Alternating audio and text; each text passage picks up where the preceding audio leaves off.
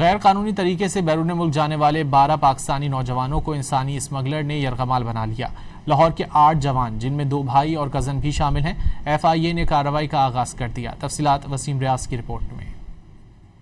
بہتر مستقبل کی تلاش لیکن طریقہ غیر قانونی، ڈنکی لگا کر بیرون ملک جانے والے 12 نوجوان یرغمال بن گئے۔ لاہور کے علاقہ باٹا پور کے 8 نوجوان جن میں 2 سگے بھائی اور 1 کزن شامل ہے، مقامی ایجنٹ کی باتوں میں آئے اور گھر والوں کو بغیر بتائے ایرانی بارڈر پار کر گئے۔ اہل خانہ کو علم ہوا تو 2 لاکھ روپے ایجنٹ کے کہنے پر بھجوائے۔ انسانی اسمگلر نے تشدد کی فوٹیج بھجوا کر مزید 8 لاکھ روپے بٹور لیے، لیکن پھر بھی والدین کی مشکل حل نہ ہوئی۔ اہل خانہ کہتے ہیں ایجنٹ اب 6000 امریکی ڈالر کا مطالبہ کر رہا ہے۔ 2 دن بعد ویڈیو آتی ہے بچوں کی، ان کے گلے میں زنجیریں ڈالی ہوئی ہے، ہاتھ باندھے ہوئے ہیں اور نیچے زمین پہ پڑے ہیں وہ، اور پھر رونے کی آوازیں آ رہی ہیں ان کی کہ پیسے بھیج دو، 6,000 ڈالر بھیج دو، ہمیں ڈاکوؤں نے پکڑ لیا ہے، یہ ہمیں مار دیں گے۔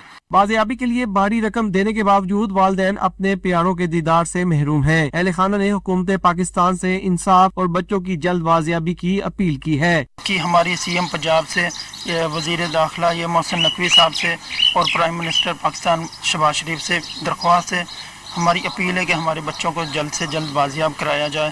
ان کی بہت زیادہ ان پر تشدد کیا جا رہا ہے، بلکہ 1-1.5 ہفتے سے ہمیں کوئی ان کا پتہ نہیں ہے کس حال میں ہیں، کیا ان کے ساتھ ہو رہا ہے۔ FIA نے 3 مقدمات درج کر کے کارروائی کا آغاز کر دیا ہے۔ ایجنٹ کی گرفتاری کے لیے چھاپے مارے جا رہے ہیں۔ 2 افراد کو حراست میں بھی لیا گیا ہے۔ کیمرہ مین عثمان راجہ کے ساتھ وسیم ریاض، ڈان نیوز، لاہور۔